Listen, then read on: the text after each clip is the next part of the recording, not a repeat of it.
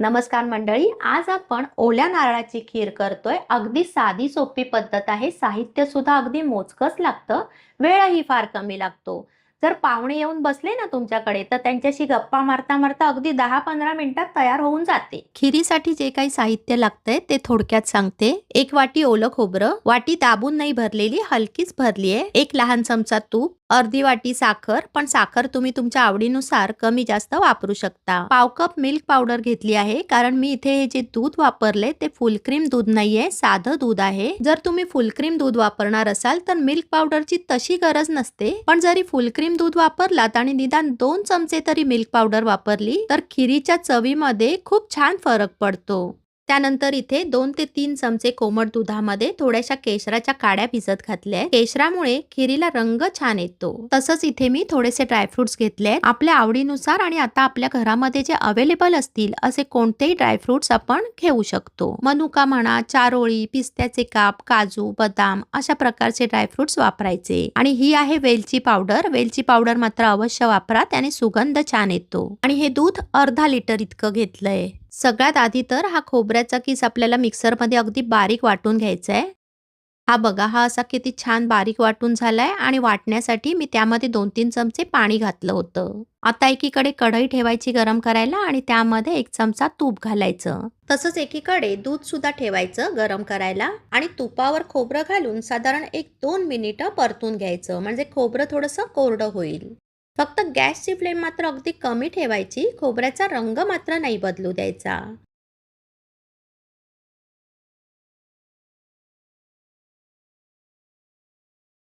खोबरं थोडंसं कोरडं झालं की त्यामध्ये हे दूध घालायचं आणि साधारण पाव कप इतकं पाणी सुद्धा यामध्ये घालायचं, कारण आपल्याला या दुधामध्ये हे खोबरं चांगलं शिजवून घ्यायचंय, म्हणजे ते दुधात चांगलं एकजीव होईल आणि चांगलं मिळून येईल। शिवाय खोबरं शिजता शिजता हे वरून घातलेलं पाणी सुद्धा आपोआप आटून जाईल आणि दूध चांगलं घट्ट होईल। आता मध्यम गॅसवर या दुधाला चांगली उकळी येऊ द्यायची आणि अधेमध्ये तळापासून चांगलं ढवळून घ्यायचं। दूध उतू जाणार नाही याची काळजी घ्यायची। आता ही बघा, दुधाला छान उकळी आली आहे। आता गॅस कमी करायचा आणि साधारण 7 ते 8 मिनिटं हे दूध आटवून घ्यायचं, पण मध्ये मध्ये मात्र सतत ढवळत राहायचं। दूध उतू जाणार नाही याची काळजी घ्यायची। दूध थोडंसं आटलं की त्यामध्ये ही अर्धा कप साखर घालायची, किंवा तुम्हाला जर कमी गोड आवडत असेल तर 2-3 चमचे कमी घाला साखर। आणि ही पाव कप मिल्क पावडर। सगळं अगदी छान ढवळून मिक्स करून एकजीव करून घ्यायचं। कदाचित मिल्क पावडरच्या गुठळ्या सुद्धा तयार होतात, मग त्या फोडून घ्यायच्या आणि सगळं कसं अगदी छान मिक्स करून घ्यायचं दुधामध्ये।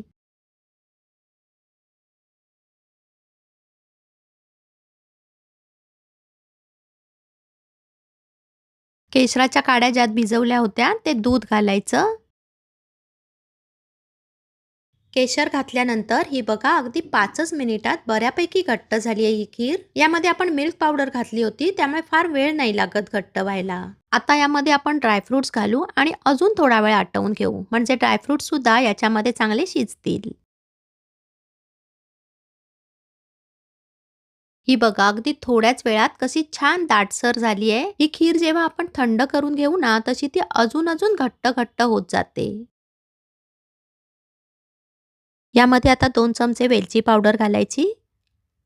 2 चमचे म्हणजे अगदी छोटे छोटे चमचे। हे बघा, हा इतका छोटा आहे चमचा। आता व्यवस्थित ढवळून गॅस बंद करायचा, म्हणजे आपली खीर तयार झाली आहे। फक्त ही थोडी थंड करून घ्यायची आहे, मग बघा कशी छान दाटसर होते। आणि ही खीर रबडी सारखी अगदी घट्ट नसते करायची, रबडीपेक्षा हलकीशी कमी घट्ट ठेवायची।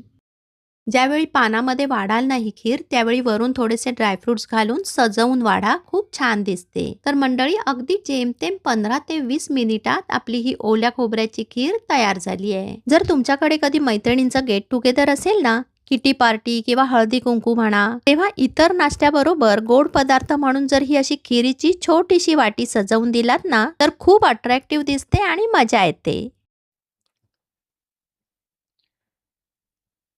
इतकी टेस्टी झाली आहे ना खीर, आणि हे ओलं खोबरं याच्यामध्ये इतकं छान ब्लेंड झालंय आणि त्याचा सुगंध येतोय। अगदी ओलं खोबरं इतकं मस्त लागतंय ना याच्यामध्ये। ही खीर तुम्ही नक्की ट्राय करून बघा आणि मला कळवा कशी झाली आहे ते। पुन्हा लवकरच भेटू अशाच एका छानशा रेसिपीसह। तोपर्यंत धन्यवाद।